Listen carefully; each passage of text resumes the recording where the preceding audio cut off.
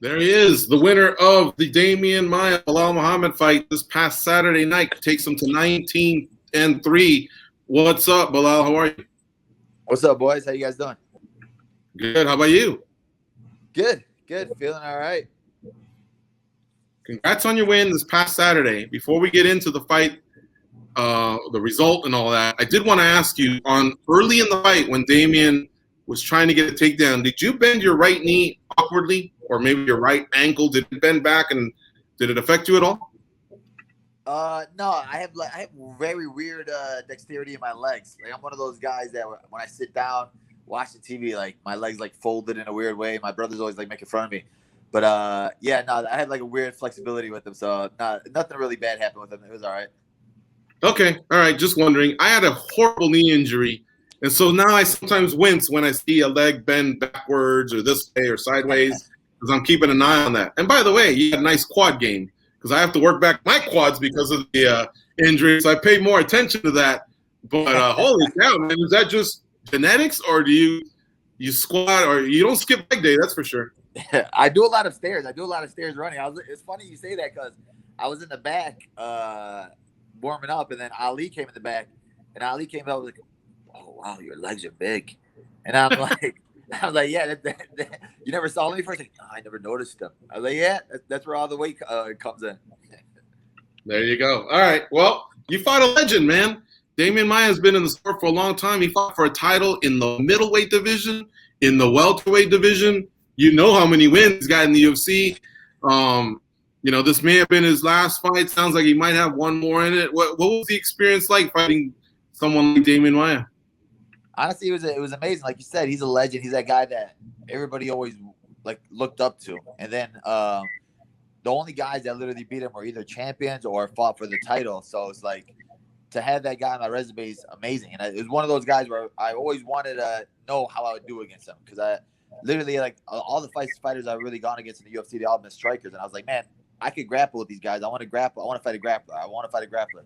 But and I would always call for Maia. I'd always ask for Maia, and it would never come through. And then they called me with this fight, and they were like, "You want to fight Maia in June?" And I was like, I had a trip booked to Africa. I was gonna go to Africa. Me and Lewis Taylor, we were gonna go down there on like a charity with a charity foundation. Where like they're doing cataract surgery to people that couldn't see, and putting in hearing aids to people that couldn't hear. And it was like right in the middle of this camp, and I was like, oh man, I already got a trip booked to Africa. Could we go July? And they were like, oh no, it's only June. You want to do June? And I was like, all right. So then we're gonna reschedule that, and then I was like, all right, I have to take this Maia fight. So I like you said, this is gonna be his last fight. I don't know if I'll ever get the opportunity again. So then they gave it to me, and I was like, it was one of those things where like you're getting people telling you, oh, talk trash to him or do this to him. Like, dude, this is Demian Maia. Like, I'm not gonna sit there and fake it. Like, I'm honored to fight a guy like that. So it was just amazing just to be in the cage with them, and like it was all respect. I can't think of anybody that would disagree with that. That's Demian Maia. You go out there and you compete, and that's that. You know what I mean? May the best man win. It was you. He got a couple takedowns, and I wanted to ask you specifically, though.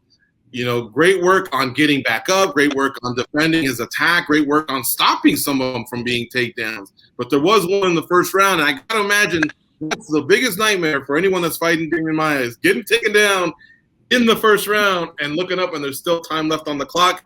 That's when you have to exert your patience, your discipline, your composure, and go through your thought process.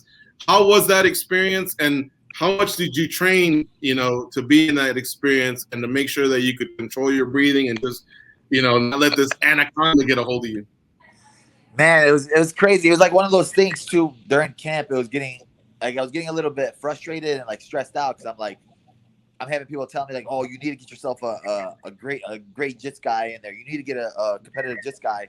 And so, like I worked a day with JT Torres from New York. He's a really good jits guy. And then I was trying to hit up Rafael Lovato to come down. I was going to pay him to come down and work out with them. And then I tried to get JT to come back, and he said the schedule didn't work out, so he couldn't. Then Lovato said his schedule didn't work out, so he couldn't. So now I was getting stressed. I'm like, man, for all these guys, when they fight Maia, they bring in like top guys. And I was like, man, forget this. And I was like, you know what? Like, forget that mindset. I was like, we need to change our mindset. My coach is like, dude, we're not going to go to the ground. We're not going to get taken down. Like, we have great wrestlers here that we'll just work on that. Like, we're not going to get Maia jiu-jitsu in 8 weeks. So we already have good enough wrestling to compete with him. So let's just sharpen up that tool and we'll do that. He won't get us to the ground. So then our whole camp was just like, all right, defending the takedown, defending the takedown, defending the takedown. And then literally when he got me down, it was like the first minute. It was one of those where I'm like, right when he got me down, I was like, fudge. But then I'm like, you know what? We work to get up. We work to get up. We know how to get up. Let's do it the right way, because that's what he waits. He waits for you to get a little frustrated or a panic, one little inch, and then you turn up, give your back, and he'll hold your back or hold you down for the whole round. He don't care about being born or anything like that. Like, he had Masvidal's back the whole round. He had even Gilbert Bird's round, in the first round. He had his back the first round and mounted him. He had Usman in that wizard position. Like, so he had all these top guys in the worst positions. And like, you're watching these tapes and you're like, man, what is he going to get me in? What is he going to get me in? And then once he got that takedown, I was like, let's get back up. Let's get back up. Then once I got back up, I got my confidence back and I was like, all right, it's not going to happen again. And luckily he didn't get me take it down ever again in that fight. And that's something that I kind of wanted to talk about was frustration, confidence. You kind of did to Demian Maia what he does to everybody else.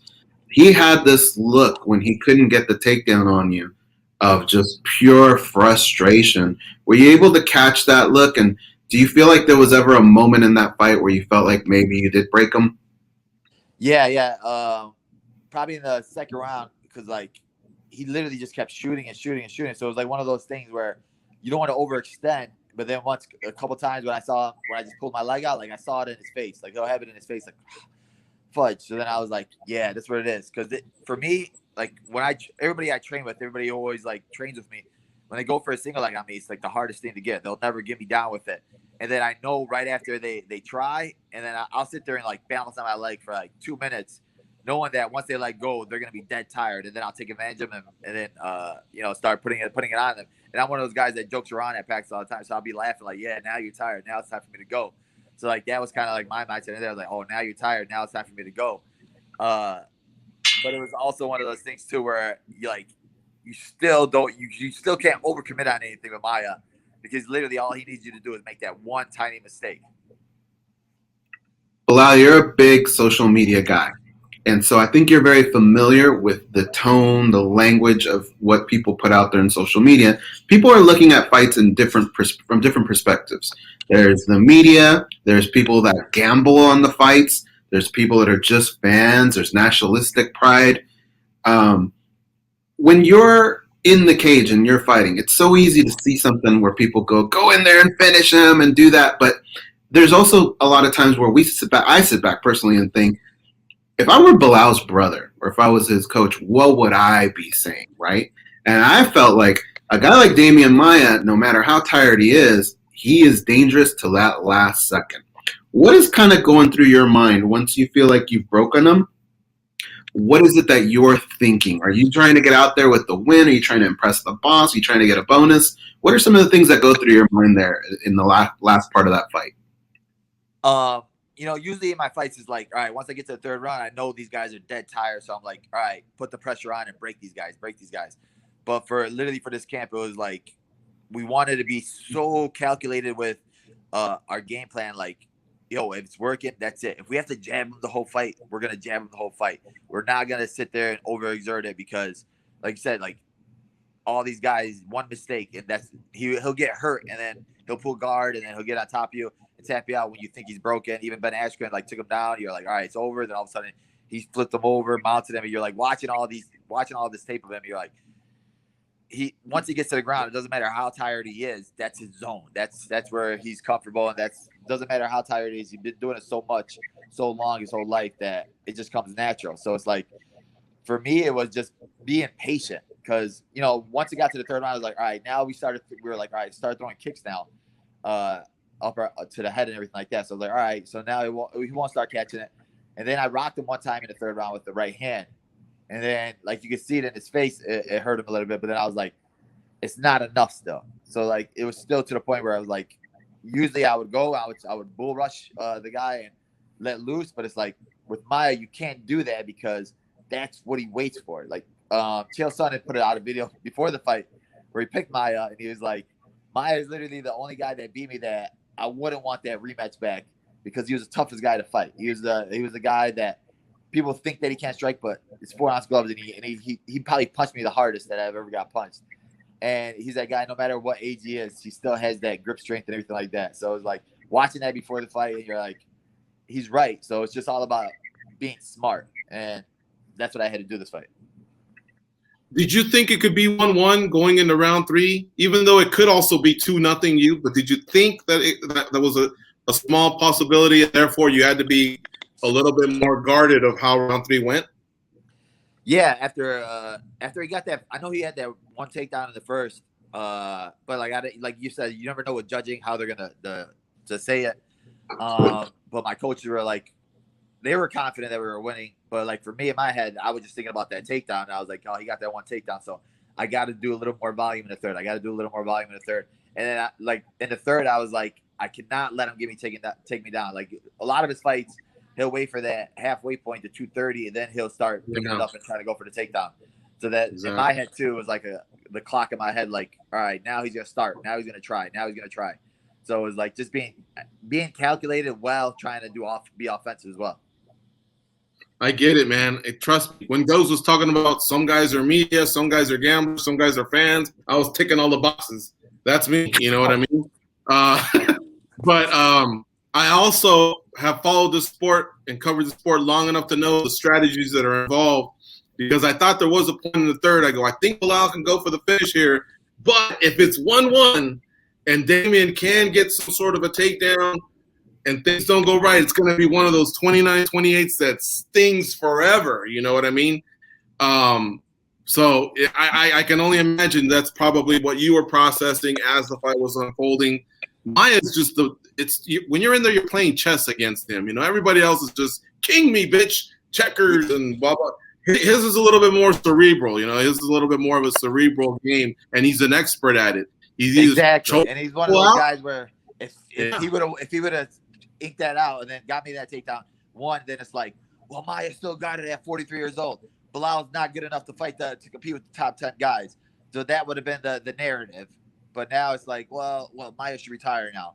But for me, I already had that. I already knew what it was going to be going into this fight. Like I already knew what the mindset was. But for me, it was like, I'm proud of what I did. I beat a legend. I beat Demian Maia. Nobody can take that away from me. So what is next? Do you have plans to go back to the African safari? You were going on a charity mission. Are you still going to go on that? And then after that, fight again in 2021? Like, how does the summer play out for you now? Yeah, well, I mean, they ended up doing that trip. It looked amazing. It was very successful. So they're gonna work on doing another trip. Just waiting to hear back from them. But I definitely want to fight again. I'm hoping either September or October. Definitely want a 5-round fight. I feel like I earned a 5-round fight. Like I said, the only guys that beat Maia have fought for the title or were champions. So for being a guy like that, I think I earned a 5-round fight, especially after taking that Leon fight. And honestly, if you're really thinking about it, like I said, I look at stuff what makes sense. If you're thinking about what makes sense, if Colby or Leon, one of them guys, gets the title fight, then I should be getting the other guy in a 5-round fight. When you're looking at it, Gilbert Burns is fighting Wonder Boy. So both of those guys are out of there. So then who's Colby and Whatchkar are not going to fight each other. Masvidal is going to look for a big money fight. So none of those guys are going to be fighting. So honestly, it makes the most sense for me to get one of those guys in a 5-round fight. I'd love to see it. Congrats on the win, Belal. Thanks for squeezing us in here. I know you probably have a busy day before you head back home. But seriously, congrats on the win over Demian Maia. You got to fight a legend. I'm sure this career is all about experiences, you know, as well. And getting in there against him, that has to be pretty special, especially because you got your hand raised too. Yep. Thank you, boys. Appreciate you guys.